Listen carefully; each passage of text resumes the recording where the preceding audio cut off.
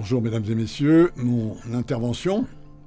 en tant que président du comité de mission de Danone est une première qui fait suite au coup d'envoi donné en juin dernier avec le vote quasi unanime de la proposition d'adopter le statut d'entreprise à mission qui est désormais rendu possible et régi par la législation française depuis 2019. Depuis cette date, le comité de mission a travaillé avec Danone pour donner vie à ce nouveau cadre juridique. D'abord en faisant mieux connaissance avec Danone, ses activités, ses implantations dans le monde, mais aussi sa culture, ce fameux double projet cher à Antoine Riboud, à Franck Riboud, à Emmanuel Faber. Ensuite, en identifiant, avec la direction de Danone et l'organisme tiers indépendant qui est un des commissaires aux comptes, un premier jeu d'indicateurs de performance permettant d'évaluer et donc de mesurer si et comment Danone remplit effectivement les missions spécifiques de l'entreprise, celles qu'elle s'est données en matière de santé, d'environnement ou de social. Ce travail de défrichage a donné lieu à plusieurs séances techniques avec nos interlocuteurs chez Danone et a abouti à un premier jeu d'indicateurs de performance, une douzaine au total, à la fois stratégiques, simples, robustes, ce qui ne va pas de soi. Ils sont liés par exemple à la qualité nutritionnelle du portefeuille de produits, à l'impact carbone des activités, à la transformation des pratiques agricoles des partenaires de Danone, à l'égalité de salaire hommes-femmes ou encore à la formation des salariés aux métiers de demain comme le programme Future Skills. Vous trouverez le détail de ces indicateurs et de leur programmation dans le premier rapport annuel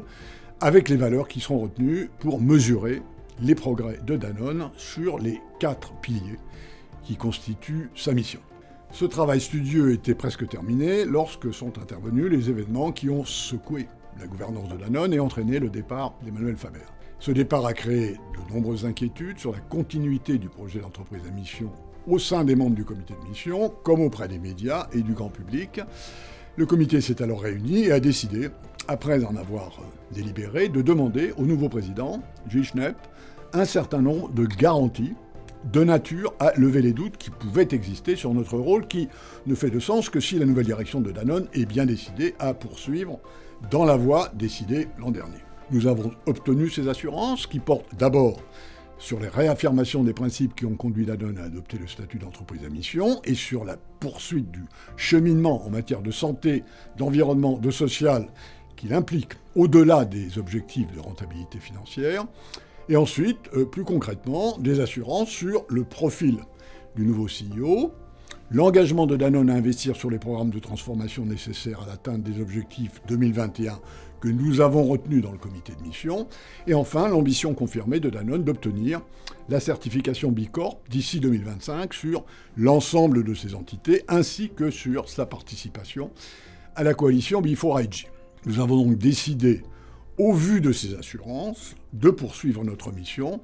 pensant que nous sommes désormais en mesure d'assumer nos responsabilités de contrôle, de surveillance, nos responsabilités vis-à-vis de vous, les actionnaires.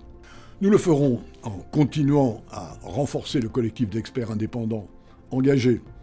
mais exigeants, que constitue le comité de mission, avec l'intégration de plusieurs nouveaux membres dans les prochaines semaines. Nous le ferons aussi en nous assurant pour l'an prochain que notre évaluation des progrès de Danone dans ses missions pourra se fonder sur davantage d'indicateurs d'impact, de résultats, et un peu moins sur des indicateurs de moyens, davantage de mesures d'output et un peu moins de mesures d'input, comme disent les économistes. Nous le ferons enfin en nous réservant la possibilité de demander à Danone de modifier,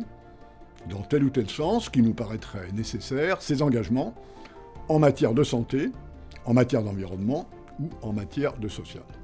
Une deuxième année d'activité devant nous, donc, dont nous savons qu'elle sera regardée de près. Je crois pouvoir vous dire que vous pouvez, de ce point de vue, compter sur notre vigilance. Je termine en remerciant mes collègues du comité pour leur assiduité, pour leur contribution, en remerciant nos interlocuteurs chez Danone pour leur disponibilité et en vous remerciant, vous, pour votre attention.